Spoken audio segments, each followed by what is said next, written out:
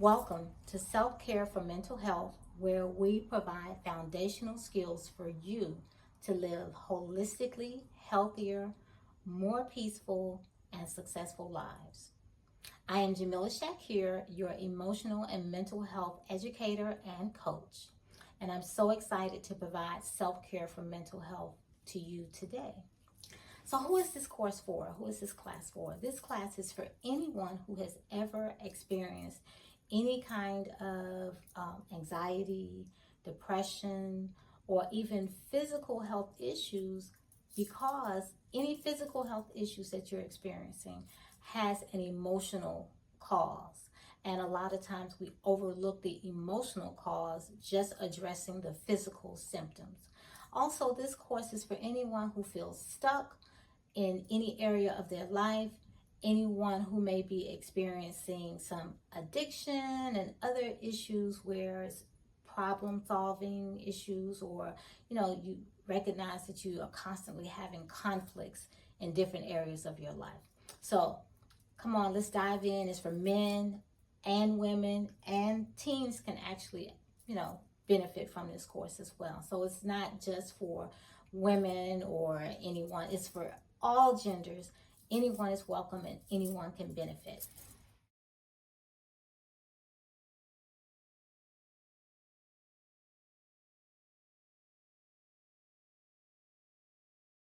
In this video, we're going to cover 4 specific things. The first thing is we're going to go over what exactly is mental health and what creates conditions for emotional and mental health. The second thing we're going to identify is what self-care is and what the steps for self-care are that improve mental and emotional well-being. The next thing we're going to do is to go deeper into some of the habits that are incorporated in a successful self-care practice to improve mental health. And then the last thing we're going to do is we're going to take a deep dive into 3 specific practices that I use that dramatically improved my emotional and mental well-being. So let's get into it. What is mental health? So mental health is our ability to basically manage all aspects of our lives, which includes our physical, mental, emotional, spiritual, financial, all of these different aspects of ourselves. When we're able to balance these things and feel more peace and success in our lives. So going back to the idea of feeling stuck, if we're feeling stuck in any of these areas, if we're experiencing problems in any of these areas, this is what can create some mental health and emotional health, what I call imbalances or mental health issues. So some of the more common ways that mental health issues are caused include, number 1, we live in a very stressful society. There are a lot of toxic things in the environment, toxic relationships, traffic, all of these different things. There are toxins in the food, toxins in the water, toxins in the air. So, there are so many things where we're taking in toxins that creates this state of instability in our minds, our bodies, and our spirits. One of the other causes of mental health and emotional health issues is childhood trauma. And it doesn't necessarily mean that you had childhood trauma, so you're automatically going to have an emotional and mental health issues. It's the unaddressed trauma that leads to emotional and mental health issues. And what happens is when we have a trauma or a crisis, it actually creates an imbalance of hormones and chemicals within our own bodies. And when these things are unaddressed for long periods of time, that's what can actually lead to bigger mental health issues. Some of the other causes of mental and emotional health issues can be food insecurity, housing insecurity, employment insecurity, and not knowing where or how you're going to create income. Family issues, just the tension in different family structures can create mental and emotional health issues. Stress on a daily basis in terms of just the tension that's built up from sometimes unhealthy lifestyles. This can lead to emotional and mental health issues. So the list goes on and on and on. One of the things that happens, we go back to the idea that we have certain chemicals and hormones and a certain balance that we were born with. And when we have these different stressors and, things that happen for us, it creates that imbalance in the system, and it can manifest. Here are some of the common ways that mental and emotional health issues will manifest: anxiety, depression, post-traumatic stress disorder, bipolar disorder, schizophrenia. More people are experiencing some kind of mental health issues. And the reality is that, particularly in the Black, Indigenous, people of color communities, we are not really getting these issues diagnosed. So, when we look at the statistics that 1/4 of the population experiences some kind of mental health issue, that's the documented or reported cases. But there are so many situations where we don't report, where we don't address it, and we live with these traumas, we live with these issues without really actually giving ourselves the medicine that we need. Another really important thing that we have to remember is that people of color lead the nation in death from stress-related illness, going back to the whole idea that all of this stress is leading to problems within our system. Our body is telling us there's a conflict of interest here. There's a conflict of what I'm thinking, what I'm feeling, what I'm doing. I'm just functioning and trying to manage the best I can without the proper skills, which is why we're here today. Some of the common solutions for emotional and mental health issues include physical help and support, like going to the doctor. Therapy is another thing that's often put on the table, but I think a lot of times we are averse to actually going into therapy. And so I want to kind of demystify that. Number one, there are so many qualified therapists that can relate, number one, to what your experiences are, but also who are highly qualified to be able to address very specific issues that's going on within you. So it's really about finding the right therapist. And the part that I want to go take a deeper dive into today is the self-care as an aspect of transforming mental and emotional health issues to something that gives us life. Self-care is where the miracles happen for us. And, when we are able to really make a deeper connection with spirit for those divine solutions. And so we're going to go deeper into what the self-care actually includes. Okay, so there are a couple of steps to self-care, which are very simple, and we want to just keep this as simple as possible. Number one, it really is as simple as pausing. If you're in an experience at a certain time and you're having difficulty, you're looking at the different signs that you need to do something differently. For example, physical pain is a sign. Emotional pain is a sign. Arguments and the problems that we face is a sign. Any areas of our lives where we continue to have conflict or we're feeling stuck, those are signs that we need to address something deeper within ourselves. Usually self-care is the best medicine. So the process for self-care is very simple.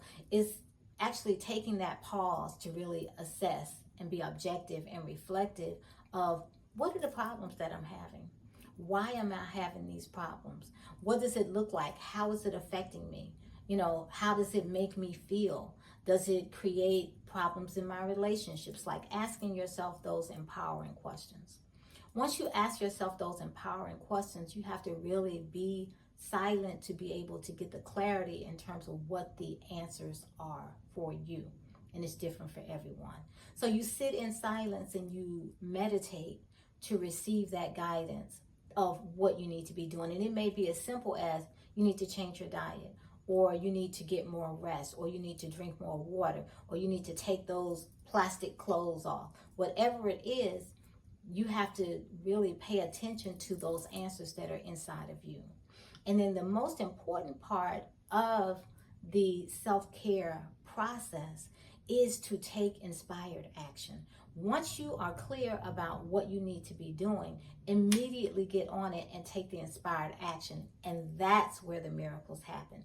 That's where little things can make a huge difference in terms of your healing and your transformation. So we got the 3 steps. So for this next part, I'm going to look over my list because I want to make sure I give you everything. So we're going to go into some of the self-care practices that have been actually proven to improve emotional and mental health. So let's go over the list. All right. Assessing and identifying the problem. We talked about that. And then taking inspired action. All right. Making a commitment and a covenant to do the things that are necessary to change your life. All right. Leveling up, giving yourself the commitment to level up and to do what is necessary for you to grow and to prosper. Lifestyle changes. You know, we have a lot of unhealthy practices in our lifestyle, and we have to be able to look at what those unhealthy practices are and then make the necessary changes to make it happen, to make the improvements that we need to. Prayer. Prayer is very, very important when we're looking at healing and transforming our health in any way, really like making that connection with the divine for the divine solutions. And it comes through that connection, not just going through the ritual of prayer, but actually making a connection from your heart. All right. Meditation. The law of epigenetics tells us that if we meditate for 15 minutes a day, we can literally change the way our brain and our genetics, genes respond. So when you engage in very specific activities and the meditation, it changes the way your brain is wired. It creates new neurons in your brains, and it allows you to make decisions differently from a whole brand new place. Consistency and rhythm. The consistency and rhythm are 2 of the most important parts of healing. And it really is just having a schedule, creating a schedule and a rhythm to what you're doing, how you're doing it. At this time, I'm going to take a shower. At this time, I'm going to pray. At this time, I'm meditating, and I'm going to meditate for 15 minutes. At this time, I'm going to eat a meal. At this time, I'm going to drink some water. Like really regimenting your body, it creates a rhythm that naturally heals you and reprograms your nervous system and reprograms your brain. Spending consistent time in nature. When we spend time in nature, nature has the medicine for us. It has the natural sacred medicines for whatever is missing, those places in us that are yearning for love and support. We can get those healing elements through nature, through touching the soil, through the water, through the moon, through the sun. So get out in nature. Physical movement. You got to get physical and move. So physical movement is what helps to get that energy unstuck. That, you know, when we were in high school and somebody bullied us or whatever, that anger went to our liver.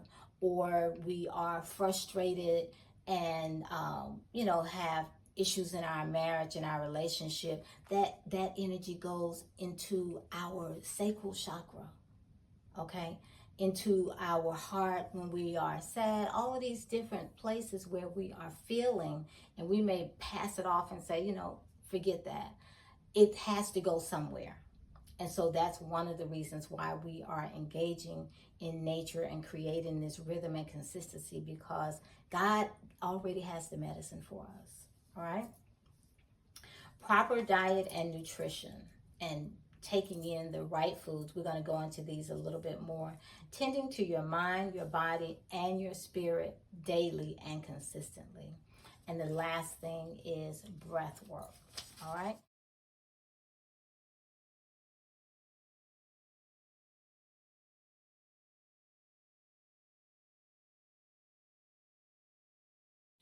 When we're talking about really having vast improvements in our emotional and mental well-being, it starts with what we're putting in our bodies.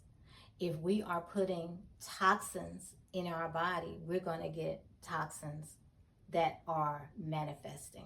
It's going to look like it. Our body will testify for or against us. So the first thing I suggest, and I know it's not always easy, but it's a part of your covenant and your commitment to giving yourself what you need. Number one, is eliminating those things that cause harm. You know, if you're taking in addictive substances that basically is rewiring your brain in a negative way, you got to start eliminating those things. You got to let go of the alcohol and recreational drugs, um, sugary drinks, snacks with MSG.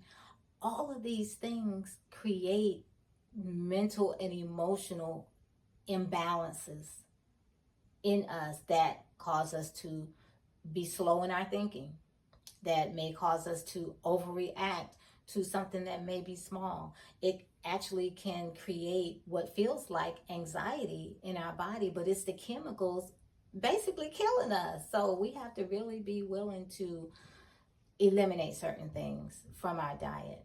And then the other aspect of it is to be willing to take in the things that's going to bring about that emotional and mental nutritional high that we need. So we want to consume foods. The main goal is to consume foods that feed our brain and our bodies what we need. So the things that we need include, and I'm going to read my list so I can make sure I get it right.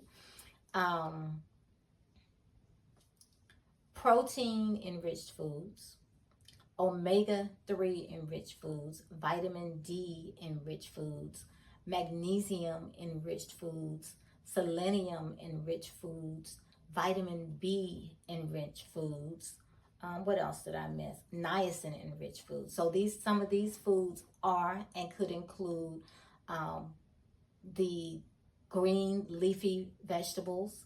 The green leafy vegetables have the genetic makeup of a healthy blood cell. So when you take in 80% genetically good substances, it's going to replace those unhealthy cells that have been developed from trauma, stress, all of these things. So you're replacing those cells with healthy new cells. This is how you change your life. Sunshine is a way that we can also, I'm putting this in this area of food, because you can take in the sunshine through your skin. So you go outside and you take some clothes off and you sunbathe and allow the sun to really heal and to raise your endorphins in your body, and to really increase that happy juice in your body. Alfalfa, berries, watermelon is the happy food. So just really like looking at more food from the earth, more food from nature, straight from the earth. Forget the packaging and going through the processing. If it's in a box, it probably has some preservatives in it. So go straight to those in season fruits and vegetables and grains, those things that come straight from the earth. You have a better chance of improving your emotional and mental well-being. Tending to your mind, your body, and your spirit daily is another very, very powerful tool that can transform your emotional and mental health. So the way that this works, when you create a regimen And I love like creating a morning regimen and a evening regimen. These are the things that will regulate your day. And when we have a regimen, this regulates our nervous system. This is another thing that creates those new healthy neurons in our brain so that we respond differently. We are a brand new person. When people say you brand new, this is what is meant by you brand new, because you're doing things differently. There's a saying, nothing changes if nothing changes. So the secret to our success is in our daily habits. So the morning time routine, you are rising early, eating a good solid breakfast free of sugar, free of preservatives, free of, just things that's gonna weigh you down. Make it light, make it good, make it enriching, and including those nutritional aspects that we really need in our bodies throughout the day to really fuel us. And then have a setting regimen. And the setting regimen could mean coming home an hour or two before you actually desire to go to sleep, taking a shower, making sure you eat, or a light something or some tea, praying, reading, doing something to feed your mind, your body, your spirit. And then I'm going to show you a quick massage that you can do that helps to relieve stress and tension from your neck, your shoulders, and your scalp. So this is something that you would do every day. Let's just go ahead and touch yourself, and give yourself the love that you need. That, a lot of times we go outside of ourselves for love and support, but it's right here. So let's get into the massage. I use my trusty fat and mucus buster. You can also use the love oil, or you can use Black Messiah, Rest. Any of those I love because they are designed to help provide the nutrients our mind and body need for good emotional and mental health. Not a lot of oil. And place that on your neck and just start massaging to relax the area. And just distribute the oil. Go in front of and behind the ear. And this relaxes the nervous system. So that muscle that goes right down here, you're just going to massage down. And then we're going to just pinch and knead in this area, just to loosen up those muscles. And bring the hand around, loosen it up, massage the scalp.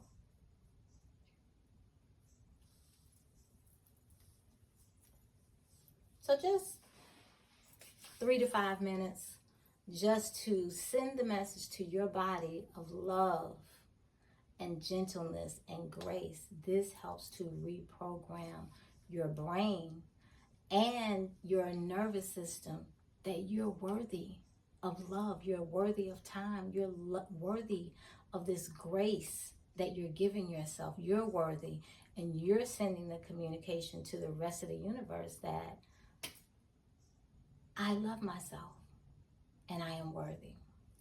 And the last technique we're going to use is the breath work. Now, breath work, I normally start everything with it, but I wanted to end with it because I want you to remember this as being one of the most important tools that you can ever use. The breath is the most accessible self-care tool. It doesn't require anything outside of yourself. You can do it anytime, and it's something that we can do very naturally. So when we breathe properly, this helps to regulate our nervous system, and it regulates the brain. It teaches us to respond differently. So the breath, when you breathe, it is very important to, like, if you really want to reprogram, breathing consistently and intentionally for about 3 minutes is what it takes to regulate the nervous system. The other thing to remember is that when you inhale through your nose, and we're exhaling either through our nose or our mouth. So, and the way that the breath goes, you inhale through your nose, allow that breath to travel into our lungs. And when you inhale, the lungs are like the trees. They provide oxygen to the environment. And so the lungs provide oxygen to the entire body, the ecosystem of our body. And you breathe into those lungs, and the breath goes into the heart and travels throughout the entire body. And you can send light and healing energy wherever you may be feeling stuck, wherever you may be feeling physical pain, where you may be feeling emotional pain. That's where you send that love and that light to yourself. But you don't stop at your lungs. You take that breath into your belly, and you imagine that you have a balloon in your belly, and you fill that balloon up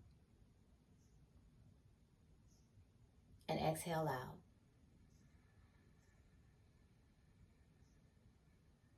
That was one breath. So a quick little tip: when you breathe, when you want to go to sleep at night and you want to like bring things down, you elongate your exhale longer than your inhale. When you wake up in the morning, you may want to do fire breaths, or a breath that's going to energize you. And in the afternoon, if you need like a quick little reset, then you may do the box breaths. But the most important thing is just making sure when you breathe, you're inhaling, filling that balloon up in your belly, and exhaling out, releasing it out through your nose or your mouth. That's it. So thank you all so much for allowing me to share my practice with you. You have gone through the first part of self-care for mental health, and I'm going to encourage everyone, if you will, to start with 7 days. Start with 7 days of just being consistent and deciding what it is that you're going to eliminate and what it is that you're going to do to support yourself to improve mental and emotional health. And once you decide what that is, be consistent. Pick one or all of the skills that were shared in this video, and just be consistent and watch your life change. But the most important part is, if you do this for 90 days, this is where your whole life can change.